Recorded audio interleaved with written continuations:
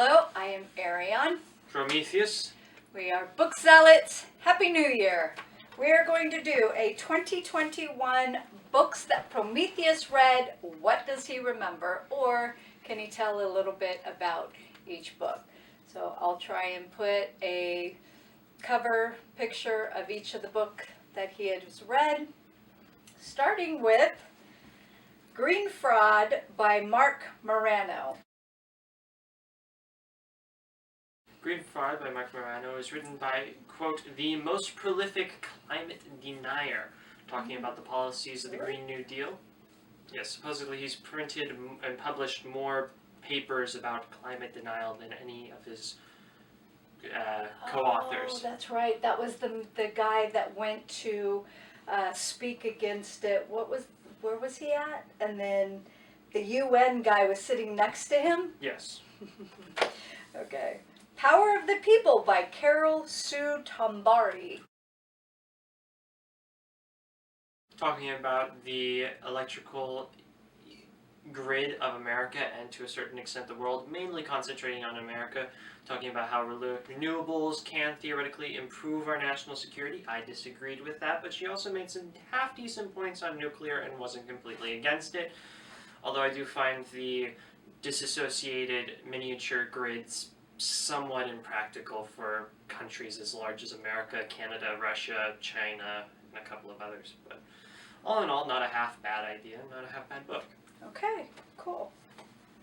The Martian Chronicles by Ray Bradbury. 1950s through and through. Okay. Climate Confusion by, I'm seeing a theme here, by Roy W. Spencer. A very hilarious book, also a climate denier, a former NASA weather meteorologist, if I remember correctly, and he talks about how the global warming issue is not really an issue. Even in the most absurd, obscene, impractical cases, you can adapt fairly simply.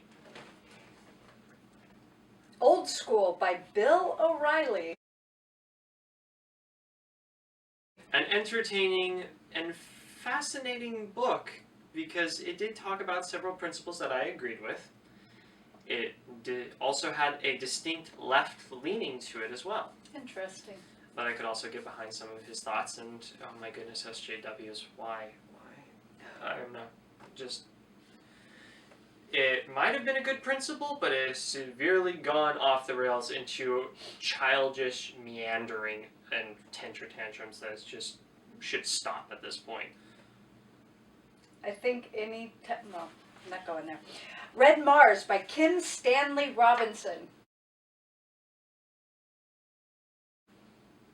Oh, the science. Beautiful. Smut could have done with that. But the science was beautiful and well thought out. And the political science was a nice added bonus. Okay. Uglies by Scott Westerfeld.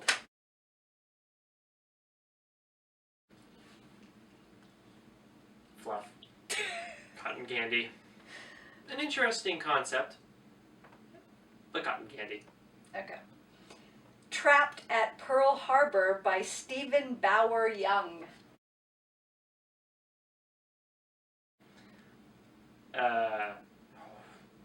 Horror, thriller, action, war, and a bit of a conspiracy, because why would you put all your battleships in a row on a harbor at one time, which was explicitly against regulations, with all of the doors and bulkheads open? Interesting. I just call that into question. Seems a little weird. Seems a little weird that it would go against regulations like that at a convenient time that the Japanese also planned an attack. Okay. Operation Paperclip by Annie Jacobson. I have completely lost all faith in my government. Ooh. Black Hawk Down by Mark, is it Bowden or Bowden? I don't know. Okay. The UN is as corrupt as ever. And the American administration under Clinton not much better either.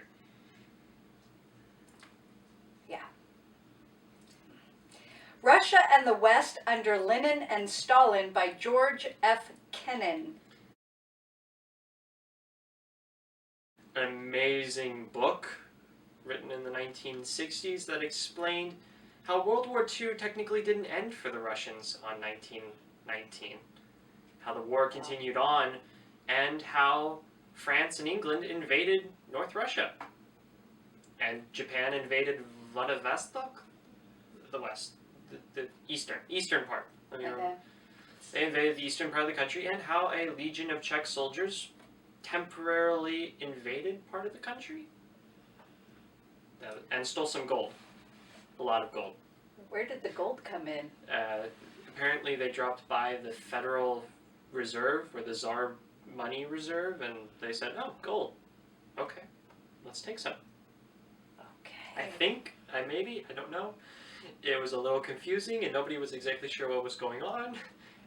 Sure, why not? Well, there's mass confusion. Let's do that. Killing the Rising Sun by Bill O'Reilly.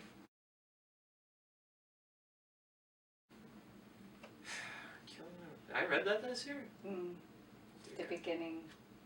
Killing the Rising Sun. A very interesting book on how fanatical the Japanese army had become at this point, to the point where even the generals were starting to become confused and concerned by the fact that they couldn't stop uprisings from the lower ranks. Wow.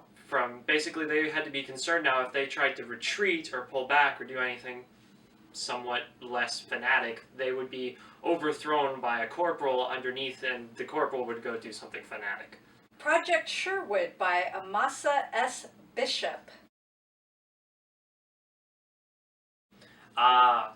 Project Sherwood, about the overarching fusion projects of the 1950s, and I think it stretched on into the 60s. From the Z pinch, the axial pinch, I'm pretty sure there was another form of pinch device, the stellarator, the electron field. They came up with some very wacky stuff trying to get fusion to happen. They did get fusion to happen sometimes. The problem was always energy in versus energy out. Man, I really wish fusion would come about now. It'd be really nice. All right, those are the books that you read for 2021, and you remembered every single one of them. Oh, yay. Even though there's a lot of depth to most of these, other than uglies.